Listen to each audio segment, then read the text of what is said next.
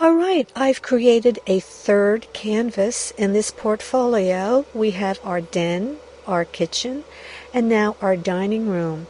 And I've already inserted the photo, and as you can see, I've got a lot of white space on the canvas. So in this particular instance, I am going to resize this photo larger.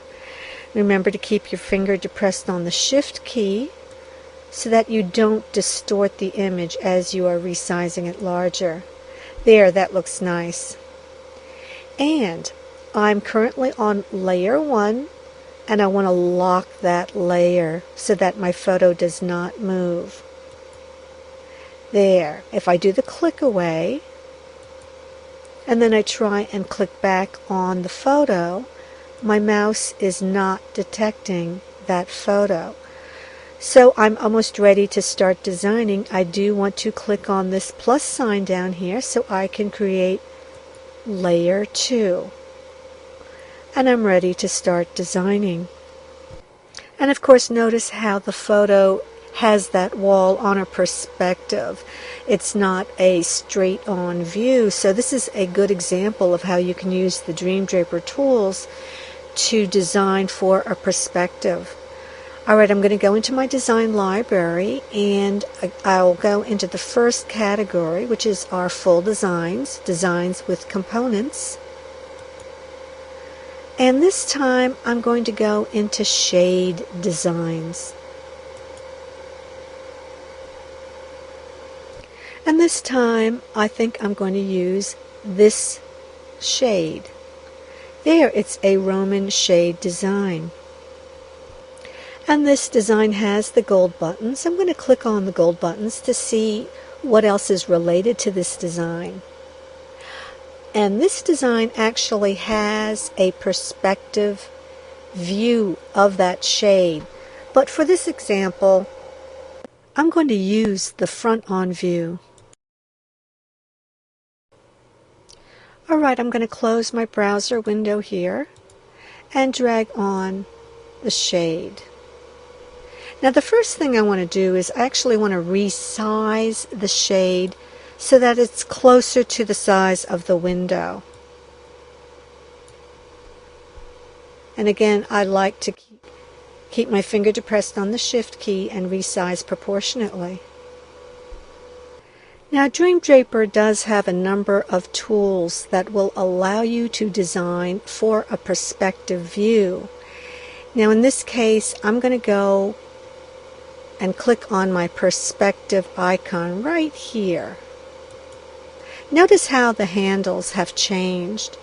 I now have these arrows on all 4 sides. I'm going to depress my mouse over this arrow here, and I will gently turn my design. You see that? So that it does go on an angle. And I can also move the mouse up and down. So I'm trying to match the angle of that window, and I'm going to release. There. Now that's pretty good. It's not perfect, but it's pretty good. I'm going to do something else. Alright, so I'm currently in perspective mode right here because I clicked on this icon, and I want to go back into my default design mode, which is right here. I'm going to click on this icon, and there I have my normal handles. When you open the program, you are in the default design mode where this icon is highlighted along with your left or black arrow right here. I want to move the shade a little bit down. We're going to pretend that this is an inside mount. So I want to resize this a little bit.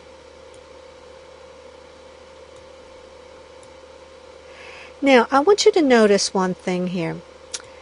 The left side of the shade is higher on the window than the right side of the shade. Well, I can fix that using another one of our tools, if I click on this icon up here, it's my free distort. So I'm going to click and watch what happens to my handles. There they've changed again to the arrows on the corners. And what I can do now is I'm going to pull just this one angle of the shade down.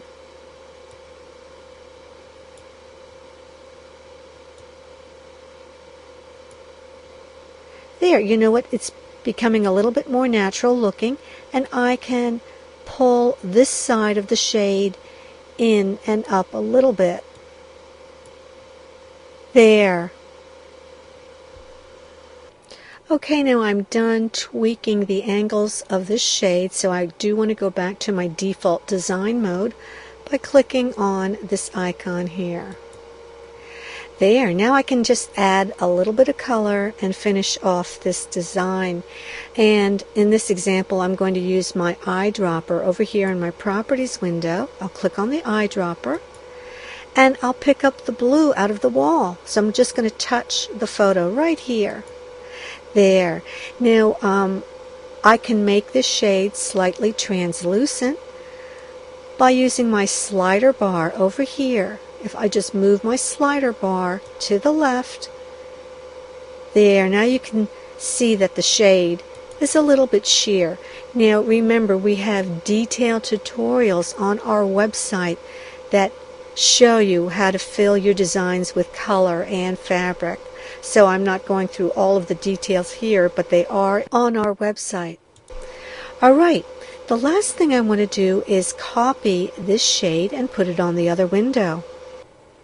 So I'll highlight the shade, click on the copy icon, and then paste it.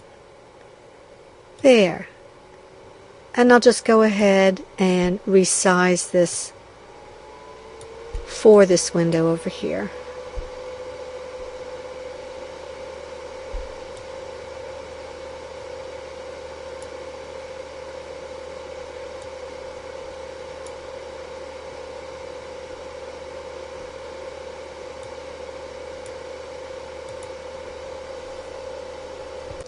So you can see that Dream Draper will let you design for any perspective wall or any kind of bow or bay window.